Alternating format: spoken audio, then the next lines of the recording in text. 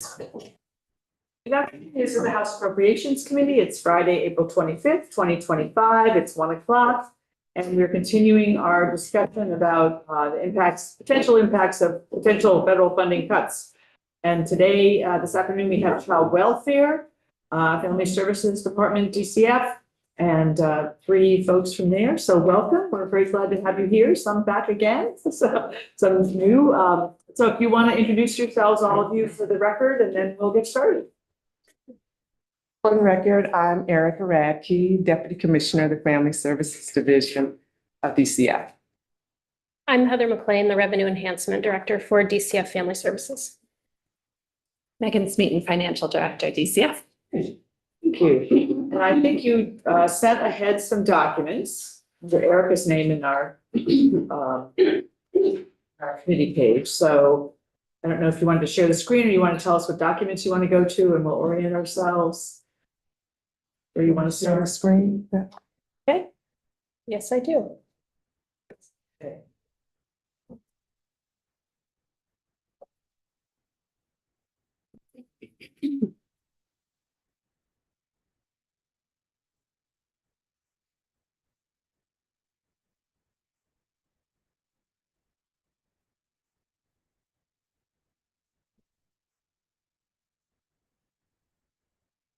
We are live. Yes, we're live.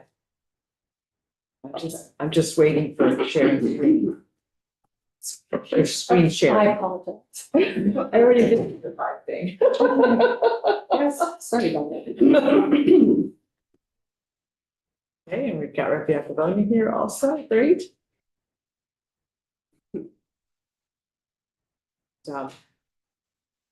While we're getting the screen set, I did want to just make some opening remarks. Sure, Please turn it over to financial folks, Megan and Heather. What I wanted to emphasize is once you get a chance to see the data, is just how vital the federal funding is to the Family Services Division. These funds support a portion of our staffing costs to help cover expenses related to foster care and subsidized adoption.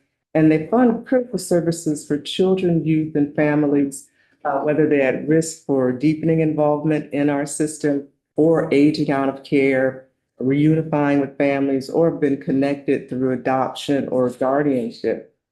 I do want to make sure to point out that at this time, we haven't received any notice that federal funds have been reduced.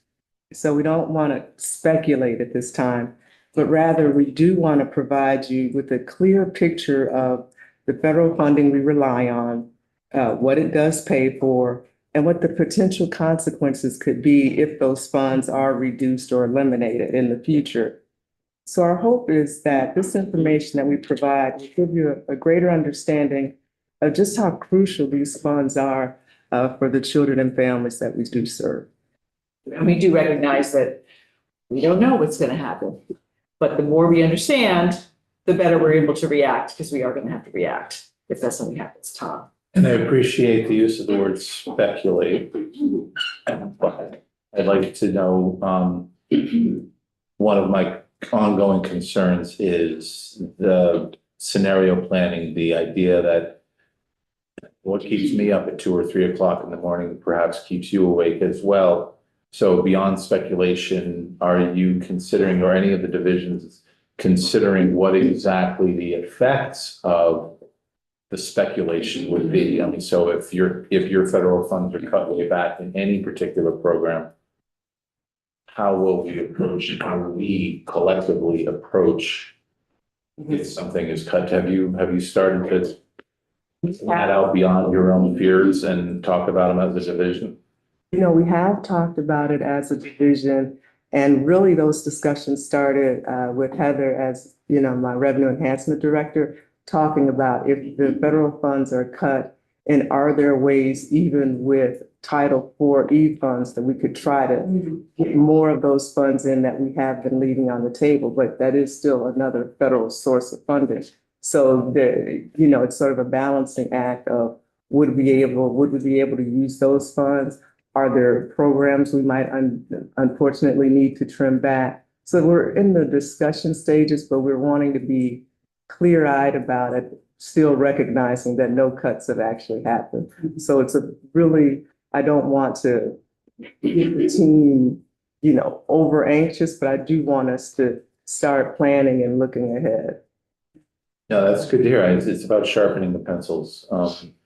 And, because I constantly use the image of a row of dominoes, and that may include staff, especially with federally funded positions. So I just want to, I know that most of us here in this committee have very raw nerves when it comes to what may happen. It's, I'm sure Heather can speak to it. It's a concern of ours. And we've been calling them contingency planning meetings as the family services management team, just to internally discuss ideas. And we've had ongoing meetings with that. Are you able to share screen? Yes. Okay. So what I'm going to share is in table 1, I believe. I think it's labeled as our testimony. There are a couple of charts that I'm just going to bring to your attention that I'll reference in my comments. Okay. And then I'll bring up some of the other tables. Okay, great. But I will note that they are pretty small because there's a lot of information. So it might be most helpful for you to actually have table 1 and table 2 open so you can reference them yourselves in as large a font as you would like. So as I said, my name is Heather McLean, and what I'm going to do is walk you through what federal funds are included in the family services budget. But before I begin that, and I think this is something you all know already, that what I'm talking about today and we're here to talk about are things only specifically in the family services budget and what the impacts would be if it was specific family services items that were cut, but it does not contemplate the impacts on FSD and the children and families we serve if other federal funds are cut, such as Head Start. The social safety net is described as a net, not just because of the hope that it will catch those that need it, but also because each part is connected. Losses to other programs, even those that seem unrelated, like Low-Income Home Energy Assistance Program, LIHEAP, can mean more families needing support and interventions from FSD. And there are also funds that span across DCF and AHS. So for example, if there was a cut to Title IV-E, which I'll talk in more detail about, it would certainly impact us because a lot of our system is funded with 4E, but it would also impact Child Development Division because they receive those funds to fund childcare for children in foster care.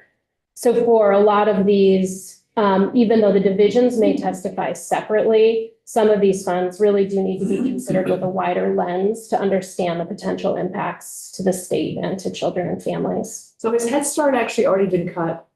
Or, I've been reading about it, but I don't know if it was actually cut. Do we know? I do not know if our Head Start was cut. We only have about 100 grand of Head Start. That's all we get every year? The state gets directly And the rest go directly to the programs. the programs, yes. So since you brought up Head Start, it's like they can impact what you're doing. Do you reach out to the programs to ask them if they have, if they've got their funding, or would they tell you if their funding had been cut? And how are you going to know? Because that's going to impact the work that you do.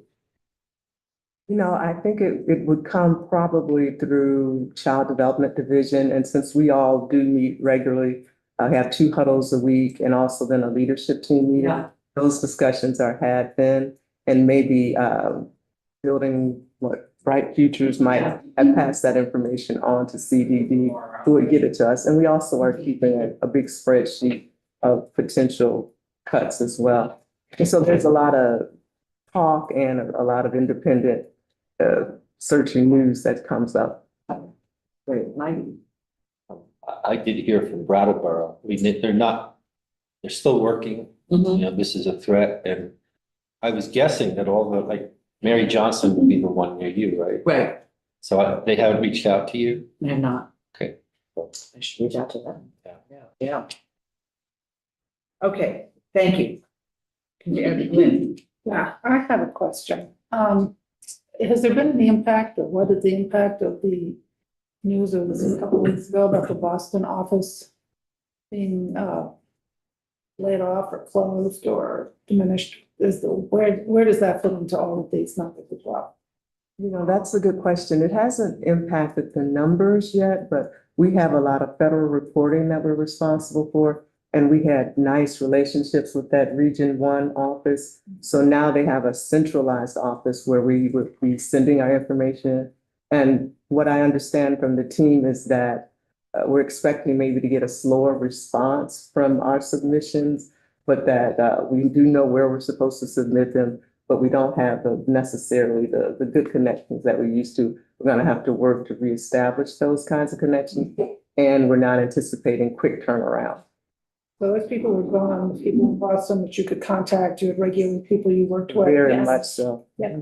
So anytime we have questions about how to carry out federal rules or regulations, we would reach out to them to get consultation. They also are the entity that would come and audit us periodically on our federal funds, particularly Title 4E.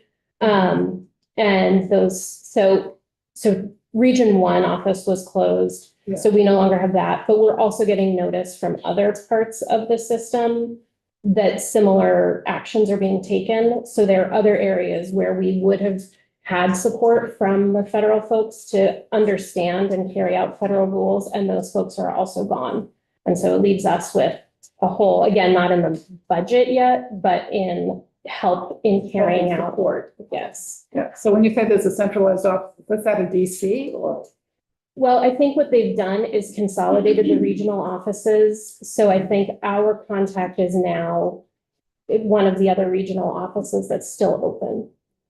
And so we initially got information that was a person that we could contact. Yeah. The most recent information, it's an alias that we would now send our information to. So it's a little bit unclear where. What is an alias? It's like it's not to a particular person, it's usually to a group of people that you would email, and then a group of people would be responsible for checking that email and responding. So you don't even know a person.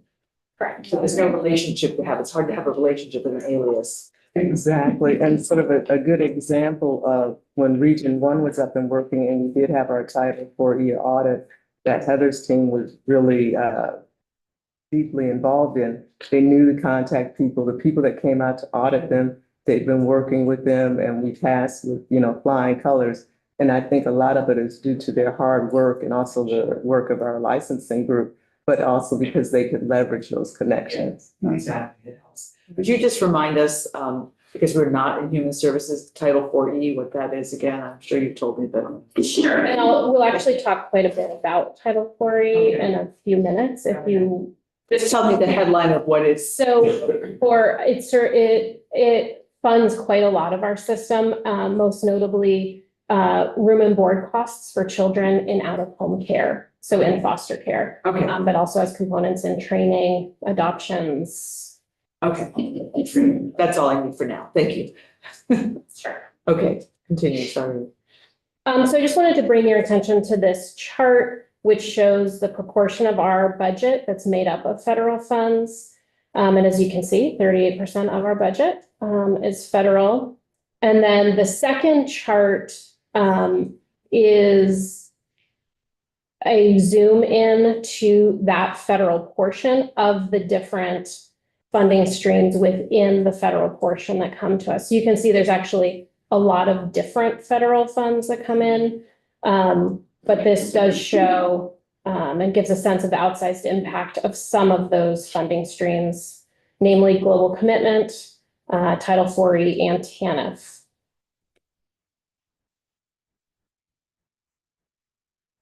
And is that all the TANF the state gets? Is that here or that's in other places as well? Yes, so it's in other places as well. TANF, we earn TANF revenue in CDD, FSD, and ESD, as well as our administrative appropriations. And so what part of TANF is, because TANF covers a bunch of different things, right? If you can remind us what that. Yes, so the FSD is mostly earning TANF for their social worker time spent on TANF eligible activities via the random moment time study.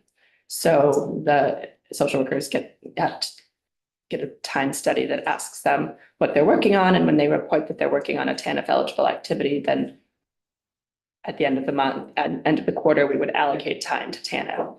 And what would a TANF eligible activity be like?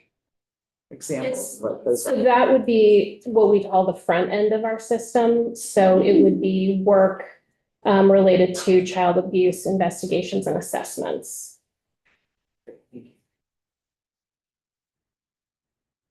So you'll find in your materials, Yeah, go ahead.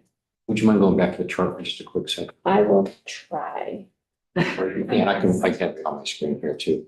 My question is, there's the larger pieces of the pie here. There's a bunch of smaller ones, but it could be quite a bit Yes. of money there. So like 4B and JJDP, just give a real quick 1 minute. What are those programs? We don't know what all the letters mean. Yes. Yeah. Yep. So what I think we should do, if you don't mind, is I'm gonna go through these like one by one and describe what they are and what the impact would be.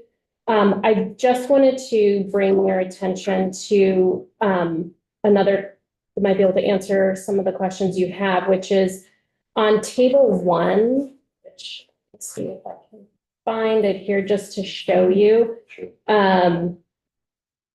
That has the actual figures that has the actual figures of what we're talking about. And then the chart on table 2 gives the details of what those things pay for. Great, thank you. I apologize for my struggle to get these things open. I'm not familiar with sharing on Zoom as I am on Teams. We're the opposite.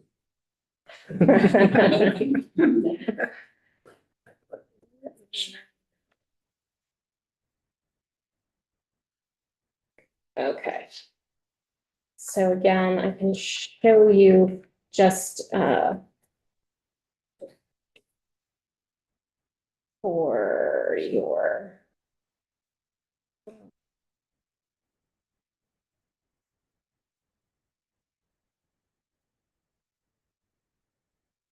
okay.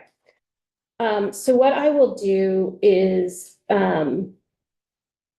bring up this. So again, you can see it's a lot of words and very small. But this will hopefully answer all of your questions about what the programs are and what they pay for.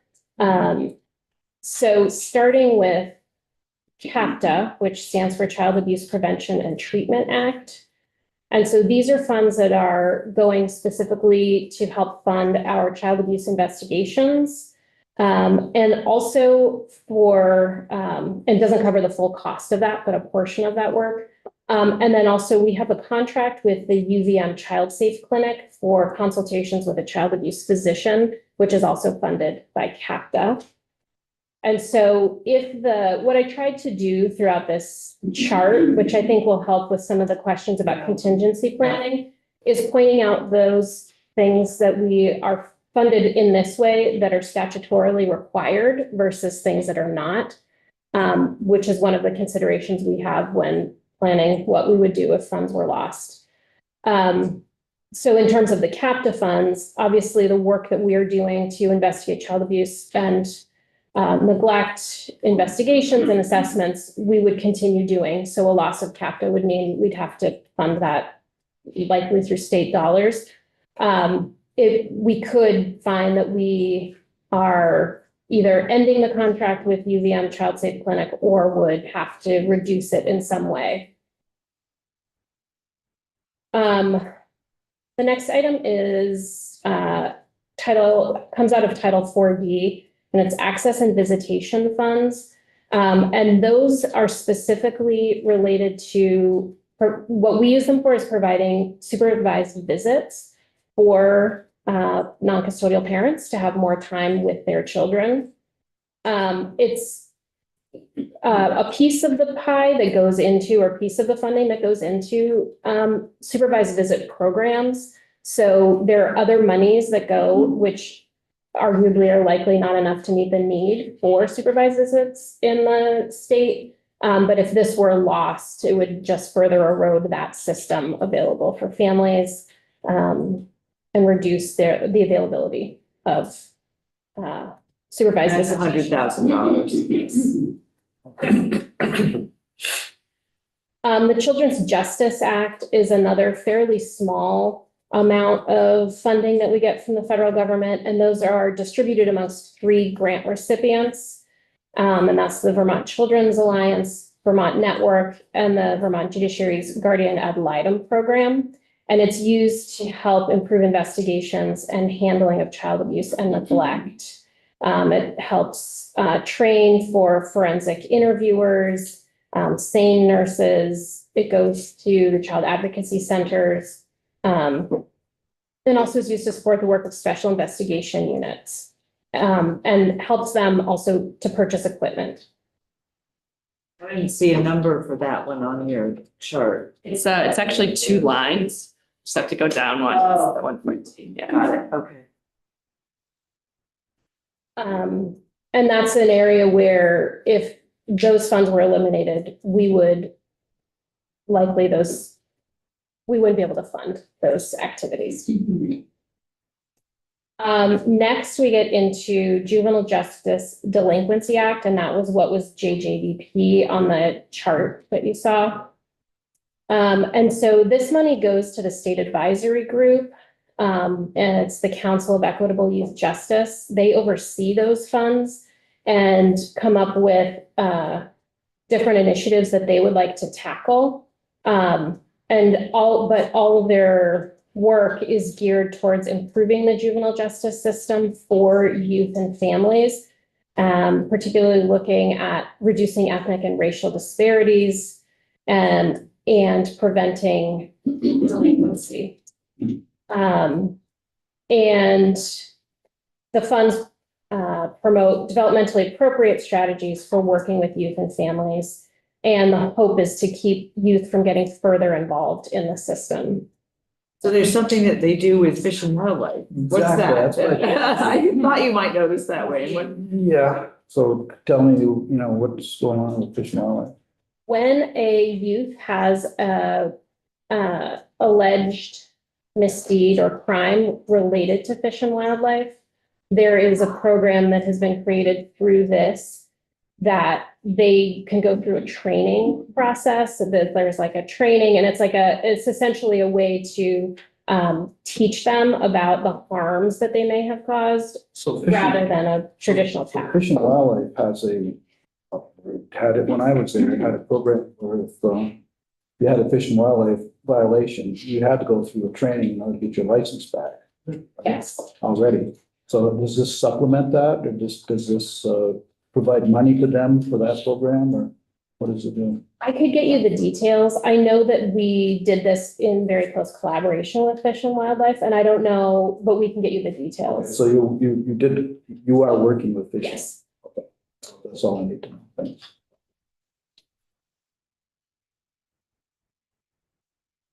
The next one, if there are no other questions on that, is Title 4B, Part 2, out of the Social Security Act. And this is an area that we use. There's 4 specific areas, or 4, I should actually say, 4 general areas where we can spend this money. One of which is related to adoptions, and the other areas are related to supporting reunification, general family support activities. And this is an area of funding that actually provides some amount of flexibility. And so if we were to lose this funding, it would really impact the number of finalized adoptions that happen, because this funds heavily our family finding work and connecting children with forever families and supporting families through the adoption process. But also would impact the work of families who are reunifying and need different supports that we would not be able to provide them without this funding. So I see it's almost $900,000, and is that all federal funds or mostly federal funds? So On the chart is only federal. that's only federal we're Yeah. seeing there. Okay. Got it. Thank you. So adoption incentive funds are awarded to the state based on the number of finalized adoptions that happen, and there's a federal calculation that is employed to determine that amount of money, so it changes for us every year. What we've done is earmarked those funds to pay for support programs to families who are out of state, and if a child is either going to be adopted by a family out of state or reunified with family out of state, we will secure support services for them where they're going so that that family has the support they need to make that connection successful. And we also have been using these funds, earmark them for work specific to supporting BIPOC youth of color who had been served by the system. And that is an element that at this point we are not going to be able to use those funds in that way. Because you've been told you can't use the funds that way.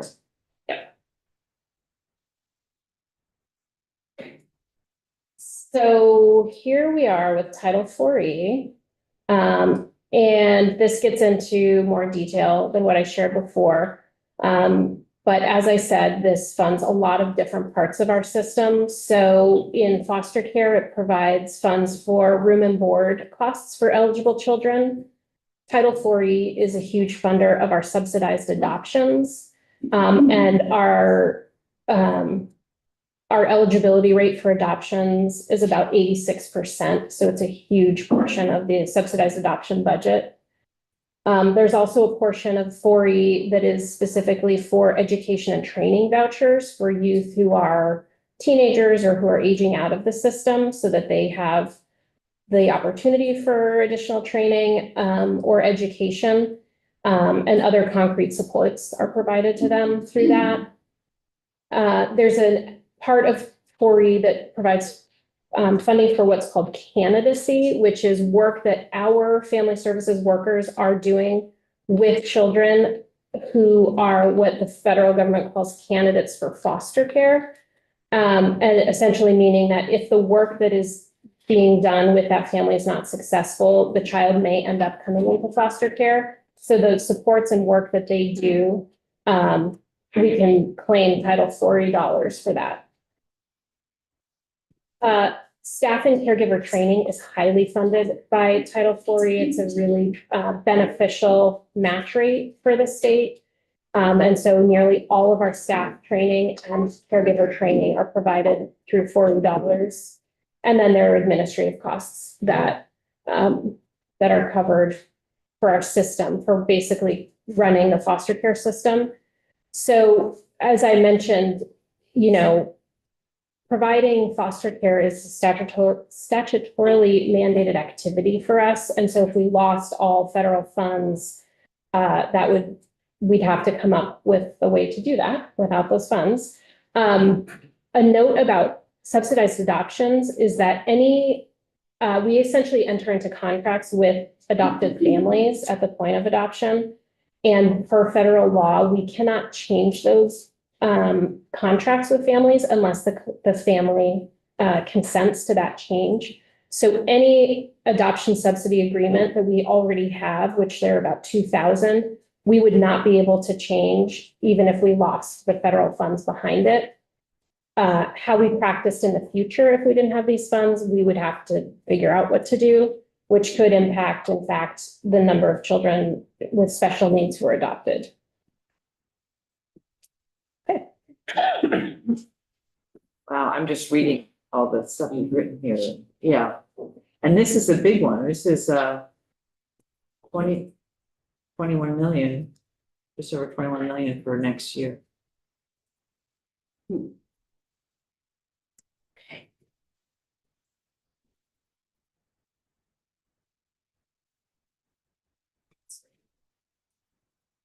Yes, go ahead. So can you, roughly how many people do you have in foster care at any point in time?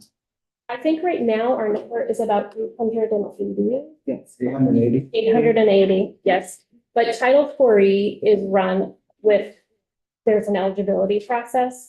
So not every child in foster care is eligible for Title IV funds. And the eligibility rate is around, I think, 42% at this time. Has that been a pretty steady number over time? Or It has is. it gone up, gone down? Actually, this is the lowest the number has been in many, many years. And we attribute that to a lot of the work we've been doing with structured decision-making and making sure that when we're assessing cases, whether a child should be coming into custody, we're really being using fidelity with the tools to make sure only the right children that need to come in for reasons of safety are coming in. But at the height of the opioid epidemic, the numbers were much larger, so. And then in terms of the eligibility rate, that is decreasing all the time because it's a need-based program. And the need standard is set on the 1996 ANFC standard. So the further we get from 1996, the fewer families.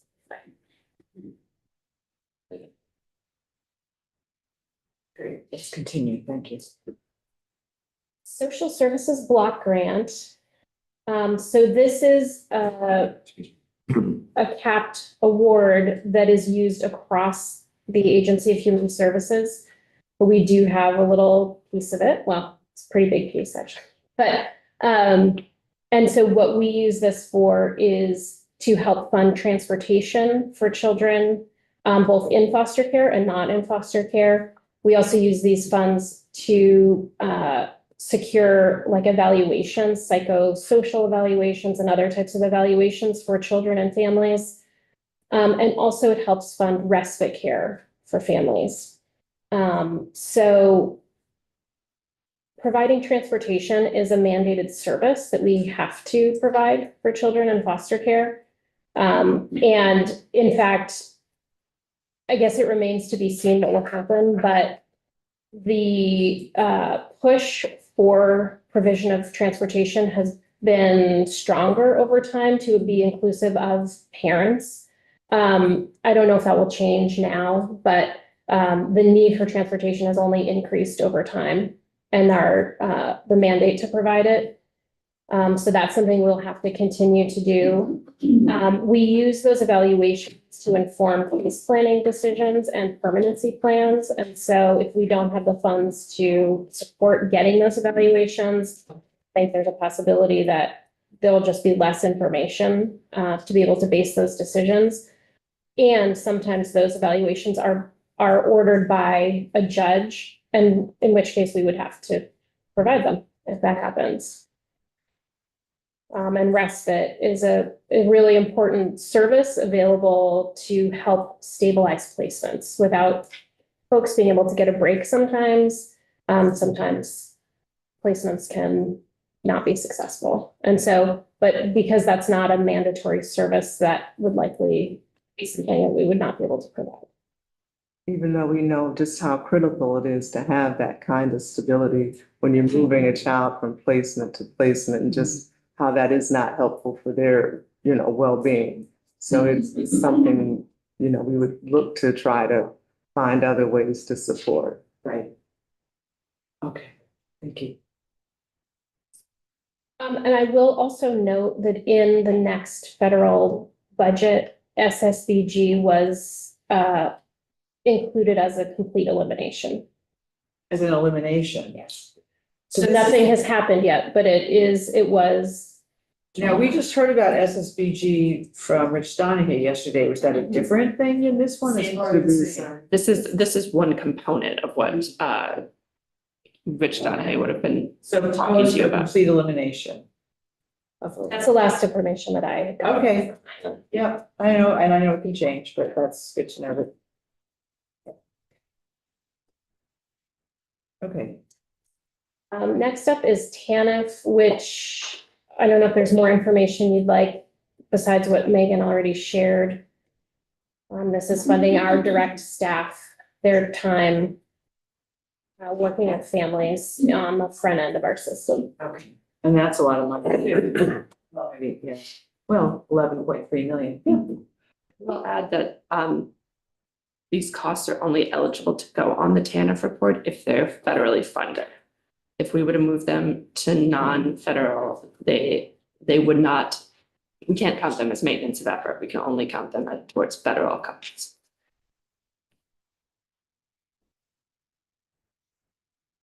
Next up is Medicaid admin costs, and that also is funding our staff, our individual family services workers and up through the chain. And that's related to work they do connecting families to needed resources, either medical, substance abuse, treatment, things like that.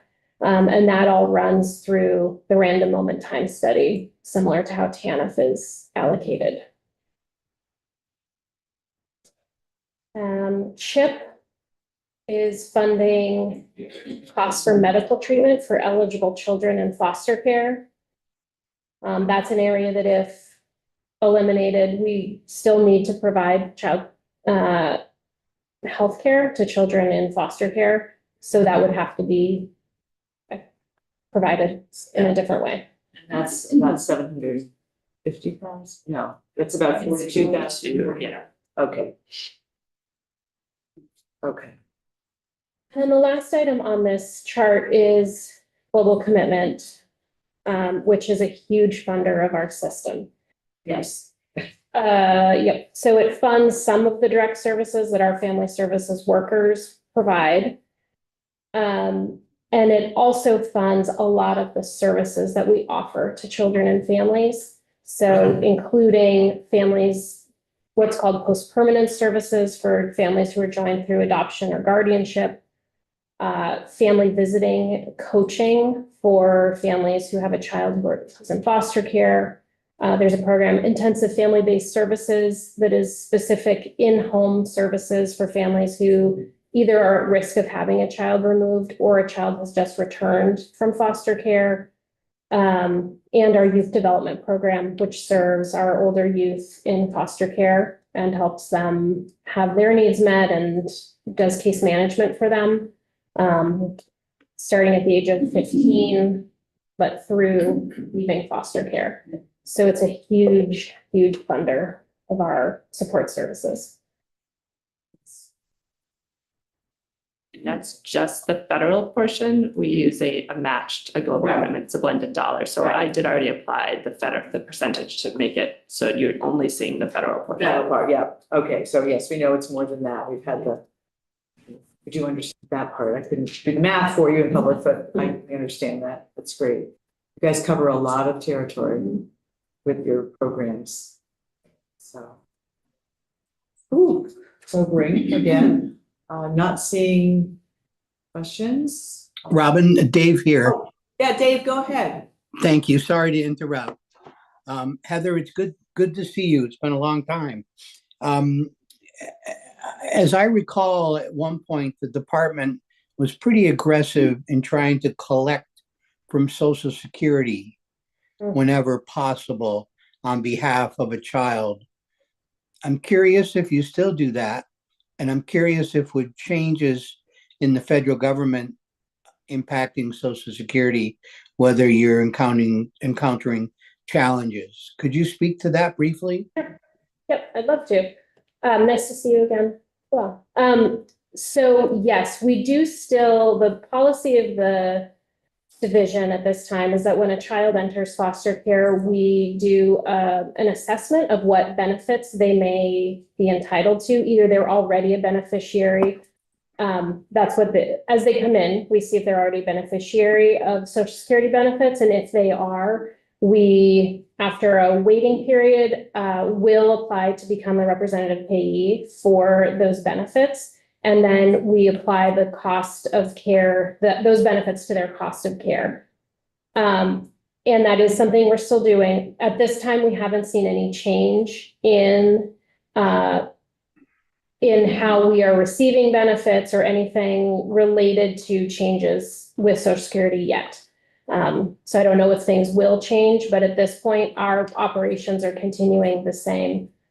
One thing I will note is that there is a lot of advocacy right now to change nationwide, not just in Vermont, to change how child welfare agencies use social security benefits, and rather than them being applied to cost of care, that they would be sort of held for the youth who is the recipient. And so that's another pressure. We've been doing work to research that and analyze and see what that would mean for us. But that's something I just think is worth mentioning because it is gaining ground sort of nationally. Appreciate that. Is this a significant amount of money that's involved? For Social Security, Yes. it's about $800,000. Okay. And in the past, you used temporary employees. Do you have a dedicated unit now? A unit of one. We have one staff person who does that. Okay, well, that's all right. Yeah. Thank you. Thank you. I appreciate it. Yeah. Great, thanks, Dave. Yeah. All right, I'm not seeing online or anywhere else, other questions? Really appreciate you all coming in. Thank you for the work you do. It's important for Vermonters across the state, so we appreciate that. And I'm sure we'll be chatting again at some point. So anyway, many, many thanks. Thanks. Thank you. Thank you very much. I'm going to switch gears a little bit. We have joint fiscal office here to talk about decisions and I think some information that's in the budget. And it's under Emily's name on our committee page. And Emily is joined by Catherine. I don't know if Maria's participating, but you're right here. Okay. Great. Thank you all.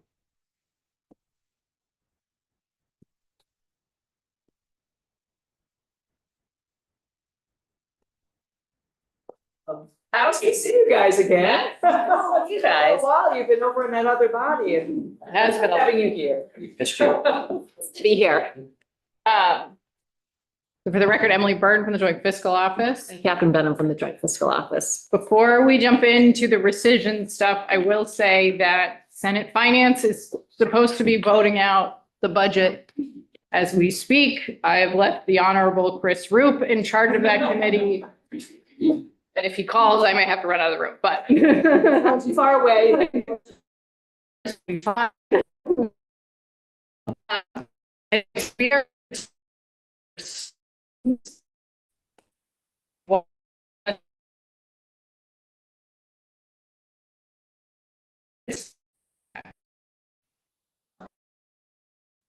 Language, a memo, that Catherine put together.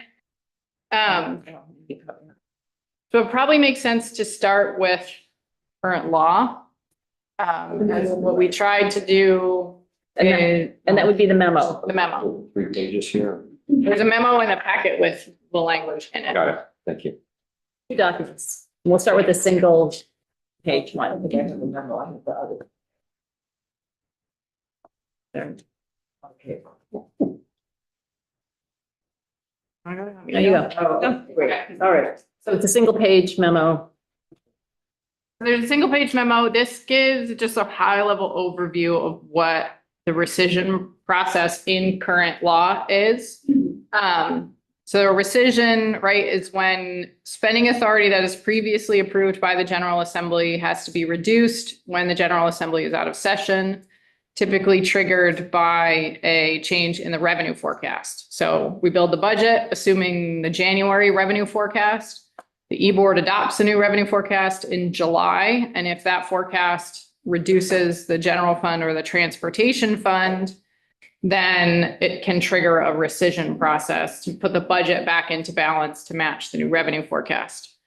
And that can happen not just in June and July, it can happen anytime. We've done it in Right. April, at the end of April one year, when we knew revenues were not performing, we did a new revenue forecast. And that was while you were on session, so that actually made it easier because it was became part of the budget. But we can adopt revenue. We at least have 2 revenue forecasts. We can have more as needed. Right, so we can have Tom Cravett and Jeff Carr do something besides January and July. Yes, that's right. And we've done that.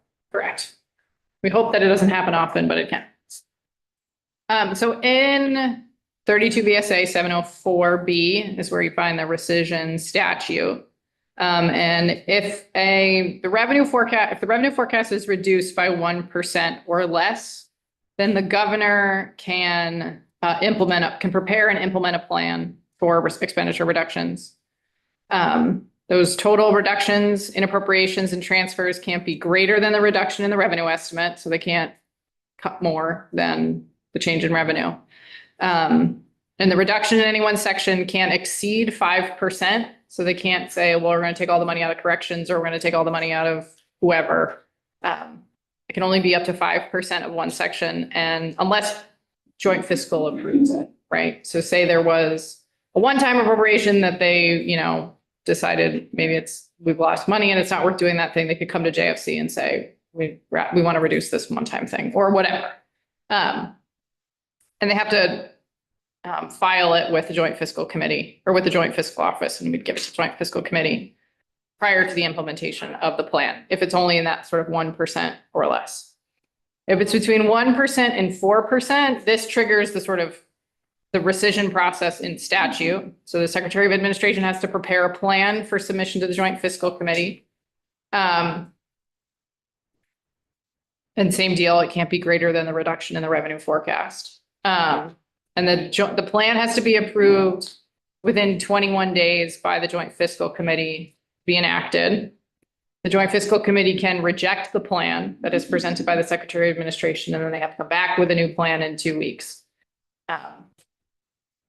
The only way we get to these things happening is we have to have a different revenue forecast. Correct. Is that correct? So we have to have. Correct. And if the board would meet before this happened? The E-board is the trigger, if you will. So the E-board, when they adopt the forecast, that starts the 21-day clock, basically. Oh, I think it starts the 21-day clock when they submit the plan.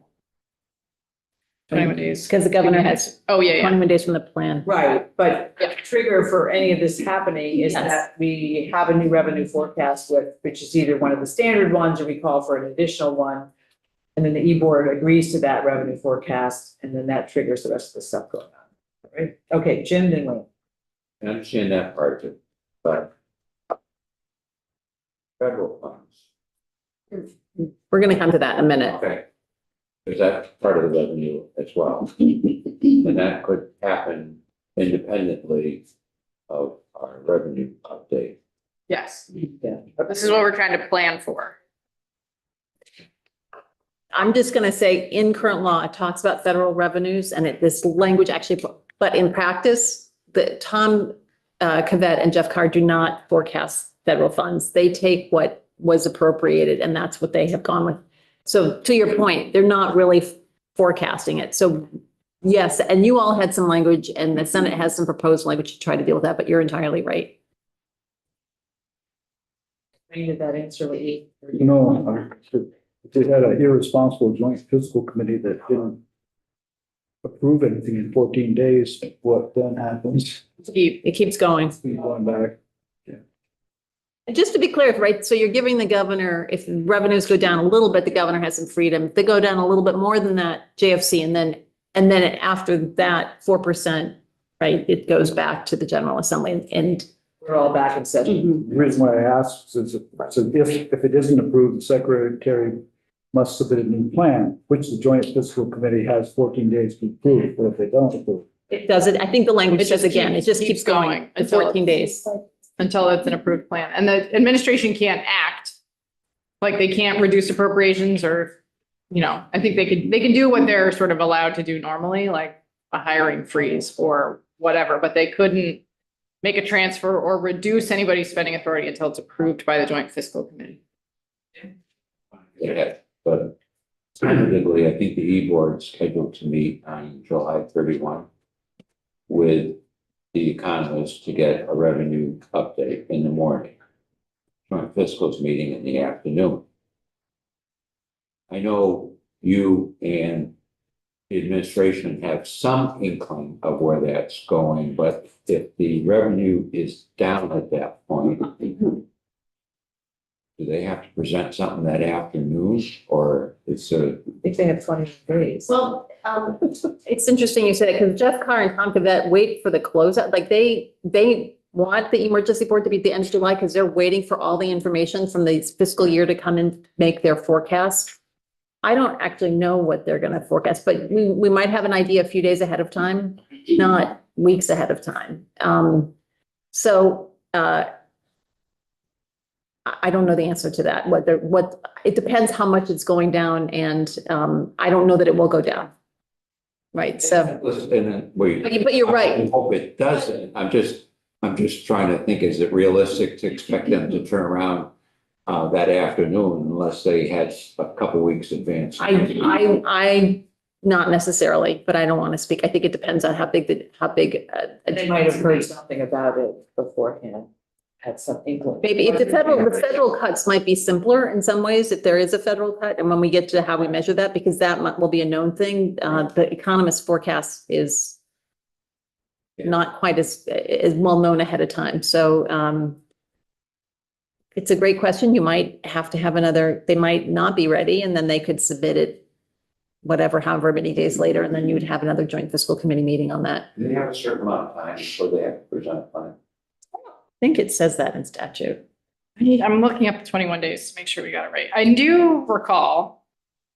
Do I remember when or why? No, but I have recollections of there have been times in the recent past where the transportation fund has been reduced at the forecast. And the administration comes in then that afternoon and says, we have prior year reversions and blah, blah, blah, and here's the plan, right? Like, so it depends, it depends. Right. My memory serves me correctly, and it may not, but if it does, it seems like the economists talk about they make projections and then they say it all depends on what happens in April. Mm-hmm. And they should be picking up information from April now, like the end of certainly by the end of the quarter. This is a big month. April's a big month. It doesn't tell you everything for every other tax, but it's a big month for personal income. Yes. Yeah, and it seems to me that, if I recall, they met somewhere in there with joint fiscal with somebody to go over those numbers. Is that correct, or am I dreaming up something? Well, we talk about what the numbers have come in, but part of it is what the income tax we're collecting right now is last year's income. Yes. So the question is, what is next year's income going to be? And given the changes in the stock market, you can look at estimated payments, but I don't know that people change their estimated payments in April. They might wait till it's if you think about people who are making estimated payments to give you a signal for what's going on. I mean, some people, if you're having gains, like if you're selling losses or gains, you might be playing those off also. So it's one piece of information to get this April through. And it looks, by the way, I think we're going to be hit our forecast, so that's fine. Yeah.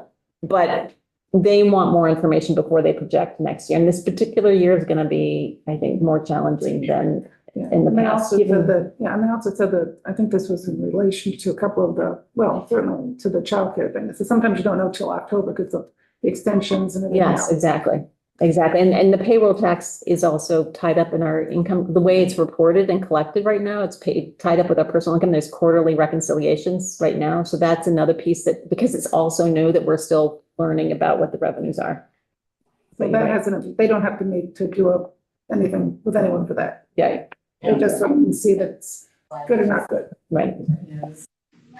But, okay, go ahead. They do those quarterly reconciliations, so what's the lag time before you get numbers?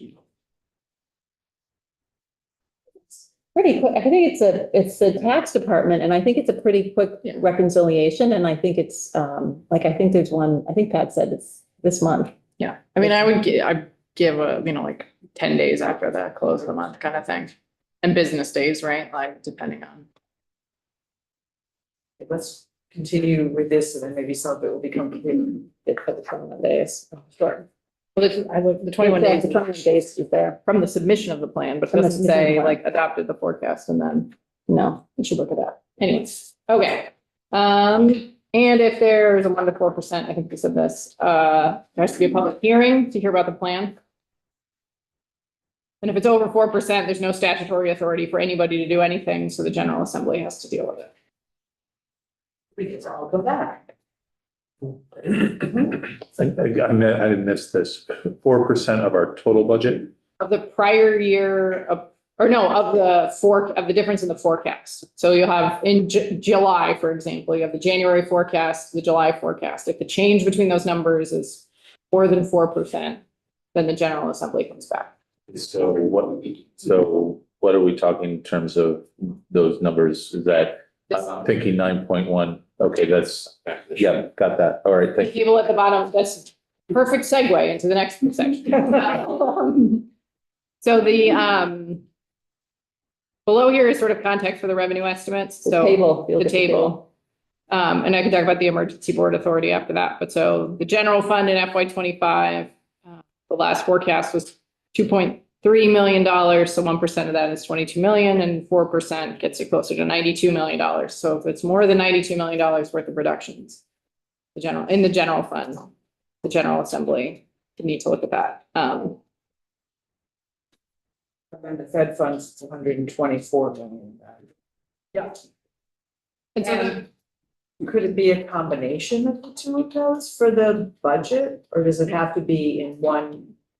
Pure 4% or whatever, purely in one of those funds? I think it's on a per fund basis. It is. In each instance, the state official revenue estimate for the general fund, the transportation fund, or federal funds has been reduced by less than one. So it's each instance. So we could have two of them get close to the top, but not over, Yes, but it would be a lot. And we wouldn't have to come back, correct. the way it is now. Correct.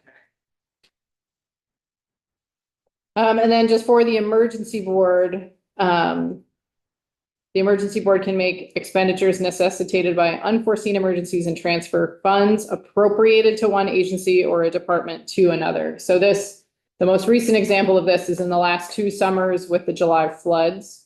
The emergency board has moved money from an existing appropriation to another department, agency, what have you, to deal with the flood impacts. So the last one was the $20 million of treasurer's money, which I think gets the award for the most talked about $20 million appropriation of the session. Century. Yes, possibly. And so that was the one that the e-board moved to BGAP in the mobile home replacement program after the 2024 flooding events, as an example of sort of that authority. But that expenditure authority is only up to 2% of current year general fund appropriations. 2025, that's about $44 million. Yes. I don't want to get off track, but I understand the authority of the e-board to take those funds from one area to the other. If it turned out later that they wanted to pay him back, I mean, it was proposed in the BAA, but would the e-board have done that ahead of the session? I mean, whether the flooding didn't need as much money or whatever the emergency was, or whether it was from the revenue upgrade, there was a surplus, which there was. Would the e-board have put those money back? Oh, take it back. And as opposed to waiting for the BA, that's fine. I think it's in an emergency situation, so I don't know, Sounds maybe. like an end run, not an emergency situation. Sorry. Depends on the circumstance. If there were, if there were an emergency, yes. I think as long as the limit, you don't hit over the 44 million. And typically what we've done, like the motion for the emergency board this last time was, I think the often reflects pay it back. The goal. I think that was the motivation. Intent, yeah. Yeah. Pay it back. It's hard. They can take it, why can't they pay it back? I think the emergency. I think you would have to justify that in this instance, paying back debt service was an emergency, or paying back the bond redemption, right? Right. But I yes. think There could be an emergency though. A second emergency could come up and then you could in fact. And what's move money again? yeah, you could move, I think with the 2023 floods, they moved money more than once. But I think with the one thing that was different, unique, wonderful about the last 2 summers was that because it was sort of on the back of all this extra general fund kicking around, there were these sort of one-time appropriations of it wasn't the operations of state government, it wasn't, grants going out to providers, it was sort of a pot of money sitting there that was sort of available to be used for an emergency. I think in prior years, when this has had to happen, it'd be interesting to go back and see if anything happened after Irene, but in a lot of times where there's a big pile of general fund is in the Department of Corrections, right? And Department of Corrections has a pretty sort of known burn rate, if you will, of its appropriations. So I think historically, that's been a place where the E-Board may say, take $5 million from the Department of Corrections to deal with this emergency and backfill the Department of Corrections. And you're going to need to put the money back in the Department of Corrections because they're going to have staff or whatever, but that's. You could have money put aside for a major IT project, but that's going to be spent out over 5 years. Mhm. And, okay, we want to take 10 million of that. Yeah. Here, and then we'll pay it back. That's another good example of one that. Okay, I don't need to get sidetracked, just trying to. No, and I think it's actually another good segue into something that the Senate has done. So I don't know if there are any other questions on sort of current law before we jump to what the Senate is proposing. Great. Okay, so in this next language packet, all we've done here, I had Brady just pull the sections of the budget that are relevant for this, but this is what's in your addendum to the Senate calendar from yesterday. Budget as we are working on a few amendments to it, but none of this section is being amended at this point. So this should, but also, in the universe of things may change between now and when it gets out of the Senate. So this is the as amended by the Senate. Your bill as amended by the Senate language, which means Senate Appropriations Committee. not as the Senate Appropriations. Thank you. Okay, so this first section in B 1100, this is FY 2025 closeout. This is the same language that was in the Act 113, the FY 2025 big bill, in terms of how we dealt with the FY 2024 closeout.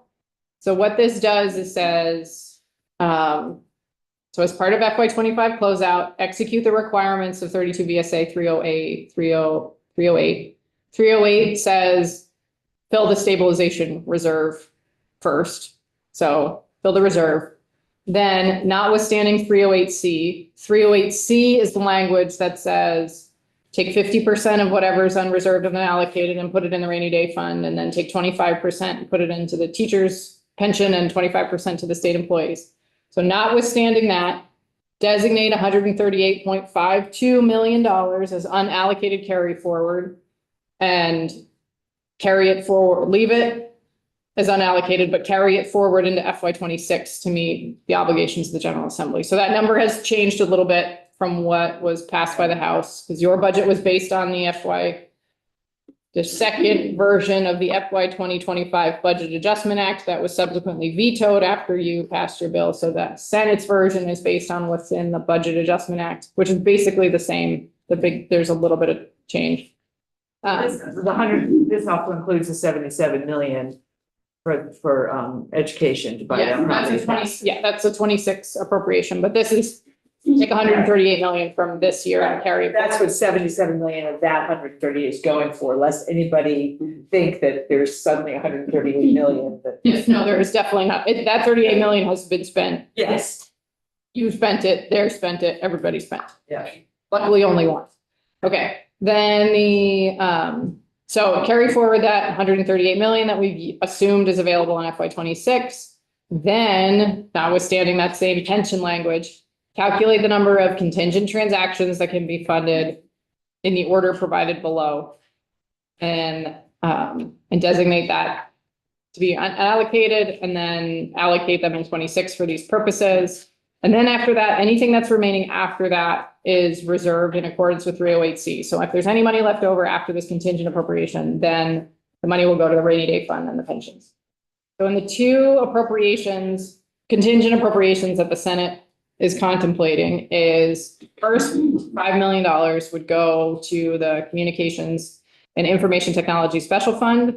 So if you recall, the administration had requested a $15 million transfer. The House adopted 10. The Senate has concurred with 10, but then said, if there's extra money, complete that transaction. So that should if there's additional money at year end, that should satisfy that. And then the next one, and this is the sort of good, I don't know, this is important for what we just talked about related to the emergency board. But so this says the next $45 million is appropriated to the agency administration to be transferred by the emergency board if the federal funds are reduced while the General Assembly is not in session. Yes. Where did the number 45 million come from? Do they know something we don't? No, we have a JMO, we have the sort of monthly revenue updates that we send out. 45 million is a little bit more than what is currently coming in, what we, 30 million over. it's around 30 million over forecast. Okay. So this was, Looks like they just took 50 million and, okay, I understand that. Mhm. So if there's, let's just say the revenues do come in and there's 45 million for this federal bucket. The E-board can backfill those or, I mean, because we're hearing a lot of testimony now, a couple grants have already been lost or been notified they're not going to be continued, but you know, it's $1 million here or a couple 100,000 there. I mean, who says or decides which ones need to be backfilled now as opposed to waiting for a discussion for next January? Yeah, so mimicking, like, just sort of like the rescission language. Yeah. Which the Senate, and I believe you all did too, also tried to set up a provision where the governor has some, on a very small bit, he has some freedom. If it gets to another range, then it will be the Joint Fiscal Committee. And then if it gets beyond that, it's the whole General Assembly. So it's trying to mimic that same concept of having those three tiers. Maybe I'm getting ahead. Yes. So I'm looking at, does it tie back to this chart? Because they got 45 million there, so if we lost federal funds, then 1% is 30.9, 4% is 123. Did we pick a number in between there?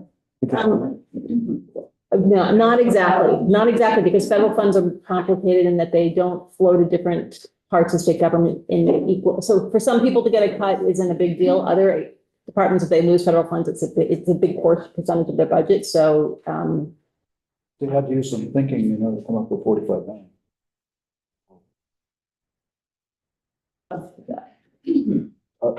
They had to have some thinking, to come up with that. Well, we were trying to estimate what we thought might be available.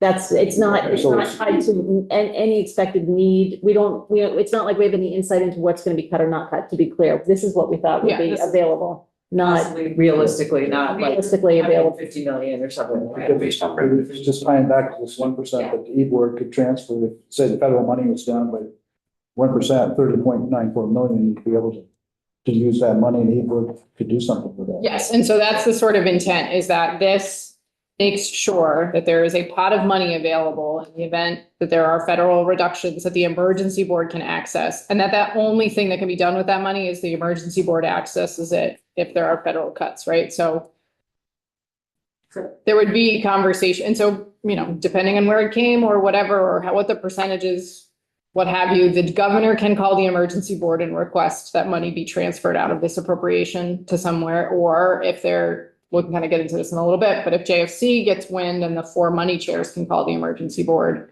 and either as part of a reduction plan or whatever can request that some of this money be transferred. But this just prevents, we don't want to necessarily be in a situation, this is convenient in that you wouldn't be in a situation where if there were federal reductions, you'd have to go to a base budget appropriation or a different one-time appropriation and reduce it. The emergency, go somewhere else. This is dedicated specifically for this purpose. When we get to the budget adjustment, we're in the budget next year, you can revert it and reappropriate it, but it just sort of walls it off for next year. So it's, and then it can be deployed if it's available. So is that different? So in the E-board authority currently, we can make expenditures or transfers of up to 2% or 44 million. So does that mean that we basically have 99 million? Because we have the 45 that's actually set aside, which is different than this 44 million. No, I think you're capped at 2% regardless. So if you use. Even if it's set aside. Even if it's set aside, if you use this money, that will count I'm done. against your 2%. All right, thank you. And that's an interesting question about, as we think through this language, Yes. what what do you want flexibility on, and where do you want to put limitations on it? Okay. Okay, so on page 2, we have section E 127. I believe this is the exact same language that the House adopted, and this just amends 32704 on which is the rescission statute, and just adds a plan for consideration and approval by the Joint Fiscal Committee pursuant to subsection E of this section. So this is just adding a little bit of language to the current statute. The page 4. This was also language that was in the House budget, and I believe this was recommended by the governor. That sort of expands, not sort of, it does. It expands the emergency board's authority. We talked about it using the rainy day fund. rainy day fund in the event that there is an emergency. Yeah, this looks like what we had in the budget that we passed out, I think. And then on page 5, same, I believe this is also House language in E 127.2. This is allowing the General Assembly in the event of, this is amending the use of the rainy day fund. Yeah, it's gonna get there. Okay.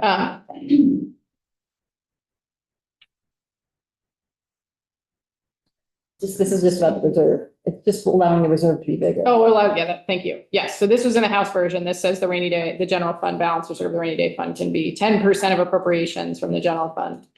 We're getting closer to the 5% of prior year appropriations, so this is allowing to reserve more than that if needed. Because this is the fund that's easier to access. Yeah. If we need to do it. Yeah. And I think one of the, at year end, if there were to be a year where we had a lot of extra unreserved, and then if we had a really incredible couple months of revenue and we hadn't anticipated it, the year-end construct, the only way money really gets into the rainy day fund is that sort of year-end construct where 50% goes in, but once it hit, per the way this language is in statute, once it hits 5%, the balance just sits on the bottom line. So this would say, keep putting the fair share into the rainy day fund. And then this is, the General Assembly can unreserve and appropriate or transfer an amount not to exceed 10% of the general fund balance reserve if there's an unforeseen emergency. So this is what prior language said you could only access up to 50% of the amounts added in a prior fiscal year, but we didn't add money to it every year. So if you had an emergency in a year in which no money was added to the rainy day fund, it would not be an allowable use. So this says you can use up to 10% of it. And that gets replenished if it gets utilized in an emergency. Okay, and now the exciting part. Stuff gets different. So in E 127.3, this is the sort of one of the challenges with the current rescission statute related to federal funds, and Catherine alluded to this, right, is that the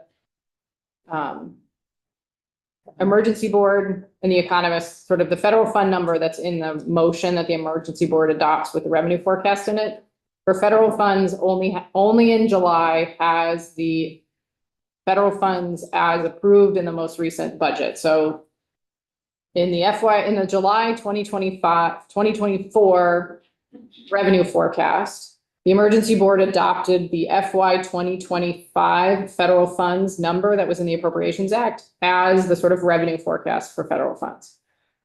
But they don't do anything for future years, and there is no prior year thing. So you just have one number in the forecast, which you can't calculate a change from a number that doesn't exist, from zero. So one of the things that needs to sort of happen, and this happens later, and that's which I think it's in part C. Yes, so I'm jumping around. But in part C, this is where we sort of establish that the sort of like starting point for federal funds is going to be whatever is in the budget that is passed by this body for FY 26. Secretary of Administration is going to pay attention to federal funds. And if there are any changes between that amount that's adopted in the budget and sort of what happens the emergency board will calculate a reduction in federal funding for the purpose of the rescission from whatever the amount that's adopted in the 26 budget with whatever the emergency board adopts as a new federal funding number. So if we get information that something has been cut or reduced, and it means that there's going to be less federal funding coming into the state, then the emergency board would adopt an updated federal funds number. And the difference for the purposes of calculating the 1% or the 4% will be from whatever was in the budget to whatever their new number is. If that makes sense. So we wouldn't necessarily need a new revenue forecast from Tom and Jeff, if we have this information, federal funds. They don't They're not involved really in do that. federal funds. Right. Not even really. They don't do anything with federal funds. So now we're trying to establish a baseline and for you all, then we're gonna hear things get cut. People will be coming, the local foods program was cut, right? Right. You know, then there's a reporting process in here, but that's what you'll be measuring against. So we've got this number and then as things get cut, we'll measure against that. We're hearing from a lot of agencies and departments, and some of it is now lower. And they don't know until they get it. And how do you account for that? I mean, there's been, in some areas of federal government, there's been reduction in personnel significantly. And that alone is causing some slower reviews. And so they're hoping that the money will continue for certain programs, but until they actually get the check in hand, they don't know. How do you account for that? I mean, the revenue forecast almost is easy because the economists do it by month and you measure against it. And if the sales tax revenue is off for last month, they can put it down, but I just don't know how you do it. You can't wait a year, figure out that, you know, you're down 10% or whatever. So when I think with federal funds, it's going to be hard. I mean, it's all going to be hard, right? In like that instance where we're talking about, like we have a grant agreement for those monies. And maybe if they're coming in slower, we still have there's still technically a legal agreement with the federal government that money should come at some point, right? Yeah, it'll be a receivable. It'll be a receivable, exactly. But for the purposes of this, right, if they change the Medicaid program in such a way that reduces the amount of federal funds that come in, right? Like, I think that's what we would be trying to anticipate is sort of like what the federal budget is going to do and how that, like, that's what so we in theory would know that program is gone or this program has changed. And then the Secretary of Administration would come and say, this one has changed or different. We need to react to it, right? And either if it's, you know, but we should. I think you have to wait to get official notification. I think that's the only way you know. And go ahead, no, go ahead. I was gonna say, we have one agency that came in, things are frozen right now. People Right. drawing down what they need, and that's now at $1.1 million here as the most recent example. Mhm. But that the pause might be lifted at some point in time. We don't know that, Right. but it does affect what we have to do here to kind of continue to kind of pay the bills that we might have in the interim, correct? Yeah. So And you know, the other interesting thing about the federal budget is they'll pass it, but Emily always talks about this, the flow of federal money doesn't always impact at the year that you're in, or, you know, it might be 2 years down the road. So that actually buys us a little time if it's in that situation, but you've got things that are being cut now or things that are not getting service. And it's hard when you don't know and things are not certain and it's unclear when you're going to find out. And you get different messages also, right? They're sending different messages. So it's challenging. if things are frozen with something they're expecting to draw down now, at some point, you know, they got to continue on with their work. So that could end up being a lot all of a sudden. Yeah. Just don't, if things go to zero. Yes. It's receivable. I mean, the federal government can do whatever it wants, actually. I mean, I've had receivables that I've never collected in a work environment. What happens if they don't pay it? I mean, it could be next year or the year after, who knows? But, you know, there's a point at which Yes. All right. I mean, it's very challenging.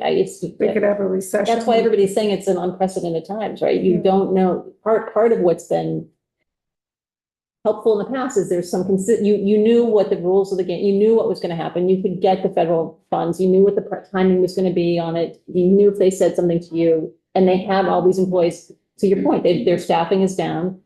There's mixed messages about different programs. It's just it's a huge challenge. That's why I would say it's unprecedented times. That's why this language is actually in session law, because hopefully it's a one-time thing, but let's see how this language works and whatever you all work out in the conference committee, but it's a challenge.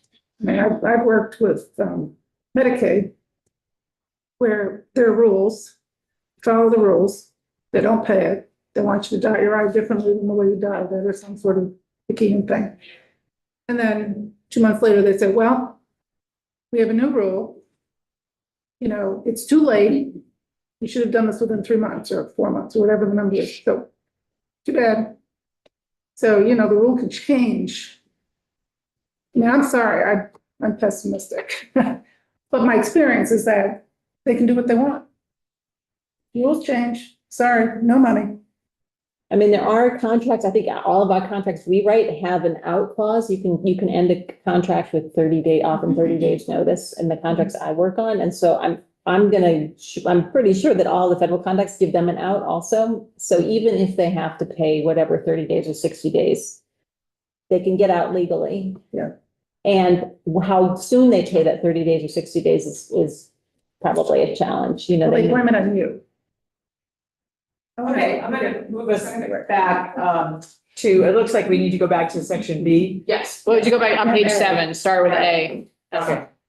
So one of the challenges with, and Catherine sort of alluded to this with federal funding in state government, is that we have some area, and you've heard a lot about them, right? Some areas have one grant that's $1 million, and some areas that get $1 billion from the federal government, right? And how do you sort of manage, change it? Like, and if one entity loses their $1 million grant, it's sort of devastating to that entire entity. If the $1 billion loses $20 million, that's a completely different situation, right? Like, so the scale and the impact is different. So one of the sort of things that we've done a lot of thinking through, and worked with the Senate on, is trying to sort of figure out how to manage that impact. So I'll walk through sort of what these definitions are, and then hopefully it will get to that. So for the first thing that we're saying is, for purposes of sort of reductions in federal funding, it's going to be sort of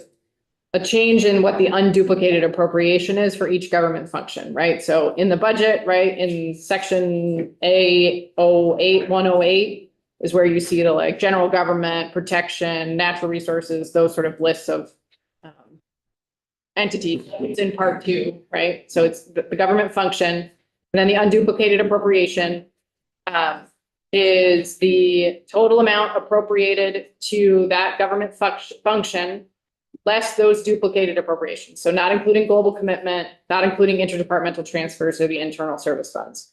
So when we're like calculating how much has, in the event of reductions in federal funding, when we're calculating how much is this change, the proposal is to calculate it based on that sort of government function as the sort of unit to look at.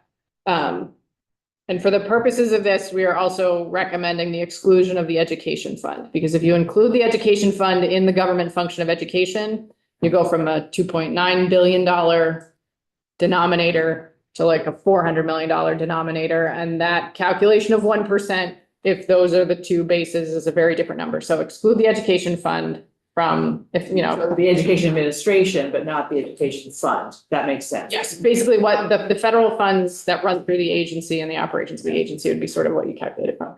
Wayne? So just in reading that B1, the unduplicated appropriation for each government function, does that mean every function? Each? We aren't or- there. We aren't there yet. No. We're in A. We're just talking about section A right now. So hold your question. And these are some definitions for when we get into part B. So before I jump, that's the sort of how we define unduplicated appropriation in government function for this map. Right. So Tom, do you have a question about section A? I think so, just So you're advocating this language is advocating splitting off the areas. So if we read in the paper that there's going to be $400 million in cuts to say Medicaid, that's going to be dealt with just in the Medicaid silo and rather than the full government silo.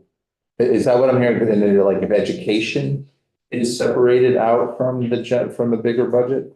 For the purposes of doing the calculation that we'll talk about in a minute, yes, but for the purposes of needing to make an expenditure reduction, you'd look at all of JFC or whoever would look at all of state government to make that reduction.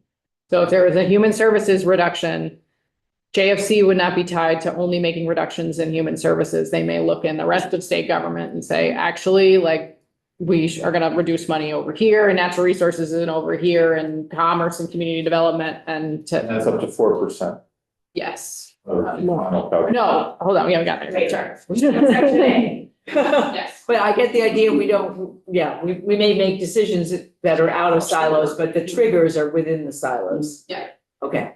Okay, so where are we? Okay, so for part B, if there's a reduction in federal fund results in a less than 0.5% of a reduction by each government function, then the Secretary of Administration can make adjustments on their own. Over here. Now we're getting to your question. It's the word each that's bothering me because might it better be any? Because each suggests that all functions, each of all the functions of government must be a lower number. Is the intent for it to be any government function less than 0.5 to 1%? That's a good question. It's a good question. We could talk to. And so then I would go to the less than 1% number. Does that mean 0.00000001 would be a trigger that the Secretary of Administration have to notify the fiscal committee? Doesn't have a lower limit. No, that's correct. They have to notify, but they can go ahead and do, we haven't gotten to what they can do, but It's a penny. Yes. Okay, so that's the intent. That's all. I think if there is a reduction in the federal funds that are going to be available for the state to spend, they have to notify JFC. Okay. So you'll just look up the any each one, yeah. Yeah, we can look into that. And then if the unduplicated appropriation for any function is decreased by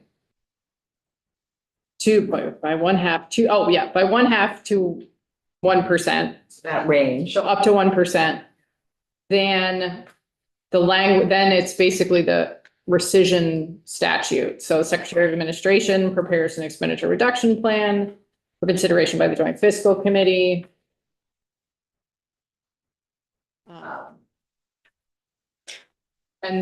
So they prepare the expenditure reduction plan for the Joint Fiscal Committee. In subpart B, this language, I believe, is in the House version, is similar to what was in the House version, but this is that the joint, as part of that conversation, so if the administration says this is our plan, one part of our plan is that the emergency board make a transfer, then joint fiscal committees can say like, yes, as part of the expenditure reduction plan, we agree that the emergency board should make a transfer, then they can recommend that the emergency board make that transfer.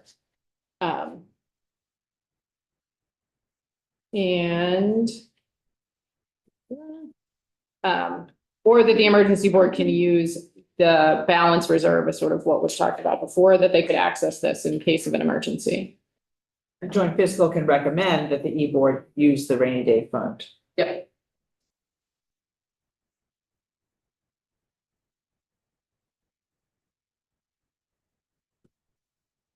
So they're recommending, the joint fiscal committee can make a recommendation for 3 things. Use the rainy day fund, revert some funds, or reduce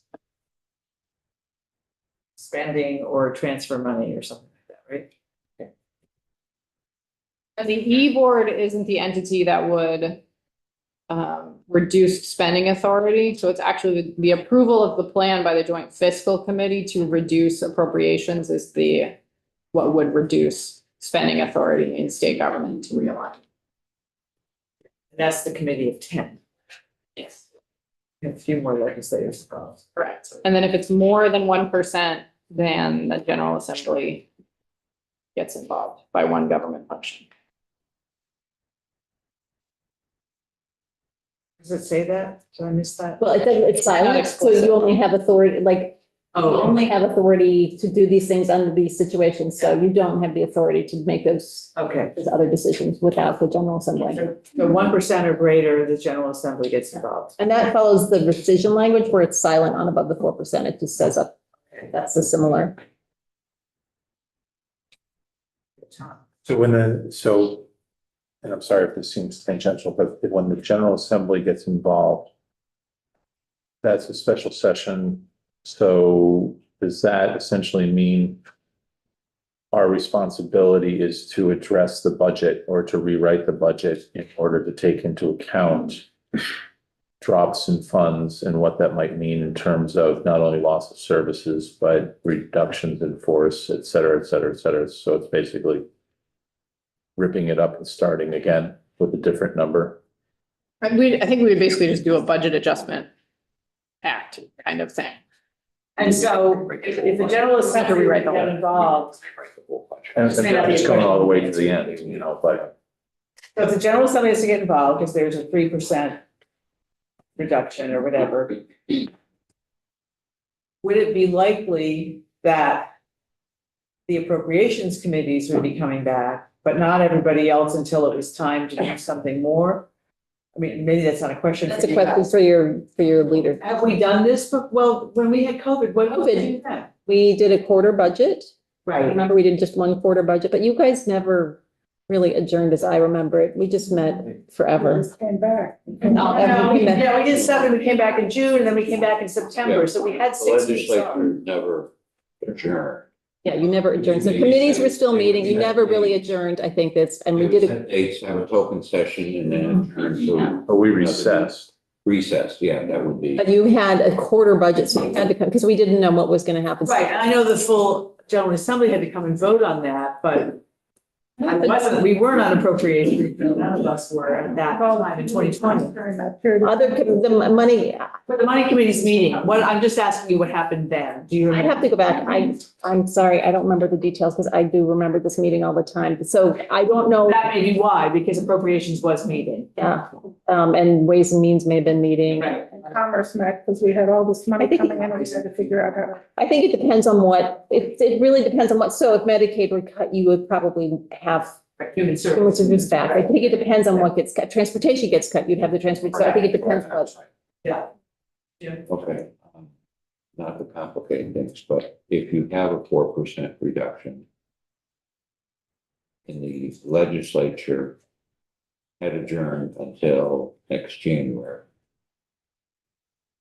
does the governor have to call it back? Because then now you potentially have some constitutional issues. So I think you have to, I would defer to the Betsy Ann Rask and John Bloomer about what the adjournment There were resolution a was. resolution that doesn't.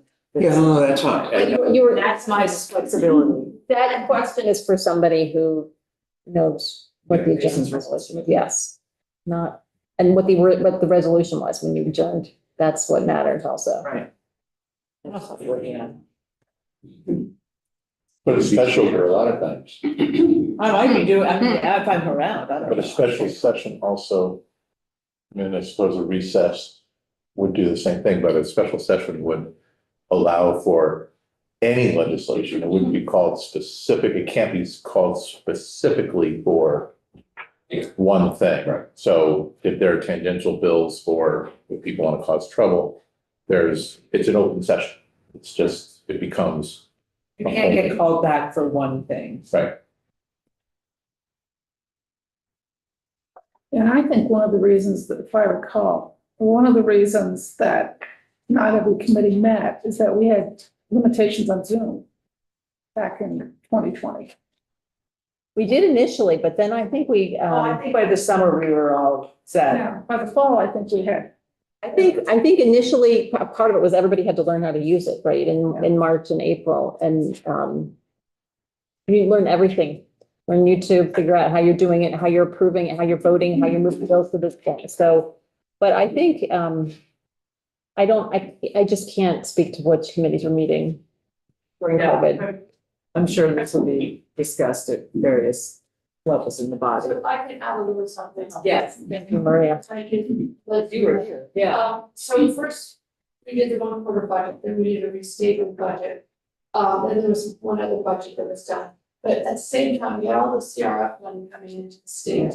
And so there was many meetings, not just appropriations, but That's right. standing committees that were working on how to Spend the money. spend money, yeah, and so it is true that we worked nonstop, we did not get a break.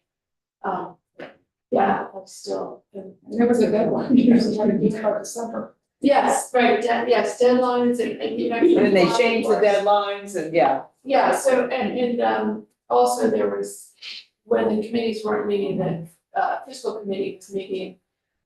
They just met a lot, there was always meetings, there was never nothing going on. Right. The General Assembly as a body, and maybe not agree, we had like a 6-week break at the end of July. We had August off, so we had 6 weeks and then we had to come back. Dave, you were on appropriations at that time.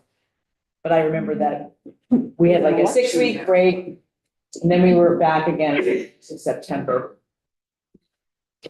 So it's all to be determined. But. Such a positive. And do you want to talk about page 9? Since we haven't. Replenish, reduce spending authority? Oh, this was recommended by the administration, I believe. And this is, in the event of emergency, General Assembly is not in session. The emergency board, right, the General Assembly is out of session, the emergency board may unreserve and make available 10% of the general fund balance reserve to replenish spending authority that's impacted by a declared emergency. And in case, there's an emergency, departments have spending authority, they have to spend money to react to said emergency, and then this allows the transfer of the rainy day fund to sort of make up for that if needed. And the rainy day fund has about 98 million or 100 million or something like that. So we're only talking about $10 million. We're not talking about gazillions of dollars here. Right. I think we had that in before. This has been a lot of work to try to think this through. Yeah, and I think I would say if you have other, your catch on the wording is a great question. If you have other thoughts about how this is we're thinking through it, and I mean, we haven't ever been in this situation before, so trying to make sure that this will work and how it will play out. It'd be helpful for you all. If you see other issues, let us know. Great. Well, this is very helpful. So this is the language that's actually in the budget now, and if you're doing amendments, you can change that word if that needs to be changed before it gets to the floor, or committee amendments, whenever it's gonna happen, right? It may have, yes, and it may be conference committee. Okay. Because I think I'm gonna guess you all are gonna look at this language also and think about what would work. And Yeah. it is different than what passed. We were trying to do something in the House, and after thinking about it, we feel like we need a base. We do need a base for federal fundings, which I don't think your bill had. Yeah. So we continue to think about how to make this work. Yeah, well, it becomes clear the more time we spend thinking about it or playing it out. Except for Jim is just confused. That's okay. All right. Thank you very much for coming in and talking about this. We really appreciate it. And you didn't get called away by Mr. Root.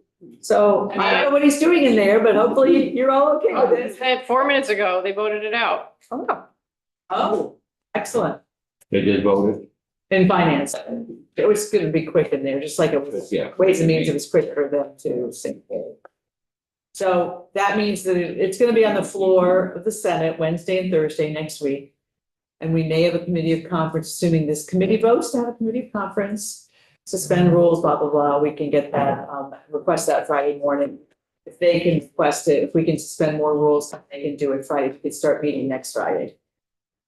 So homework committee is read the budget. We've already talked about this, read your sections, but don't just read your sections, as we found out that Mike Nigro had something of his that was in transportation. So you just never know where things are hiding.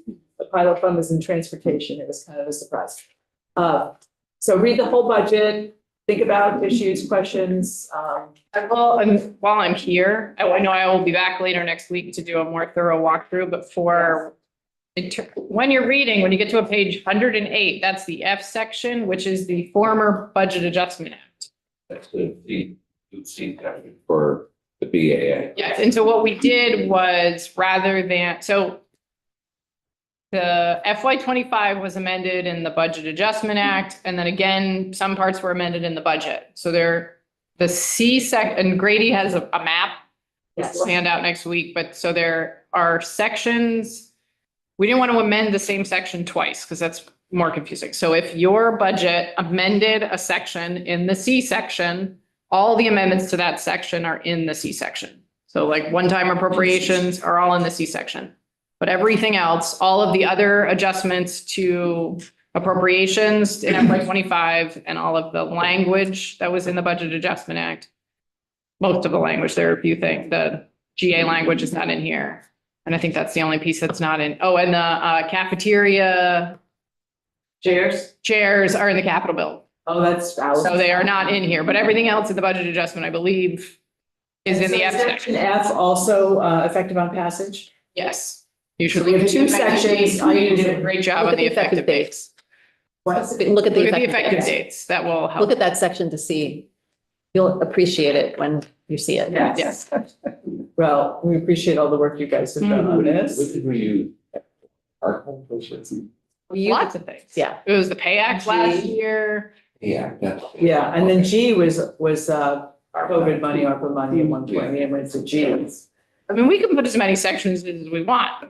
You know, Usually, sometimes the F section is the effective dates. G is we the. did have an H section. It was effective dates that year. That's it. Yes, it wasn't Harrison effective dates. Could be. I think there was- Peak after this date. Last year, there was COVID money and the pay act and like the, that's why it's. Right, it's nice that we can reuse the letters. So, all right.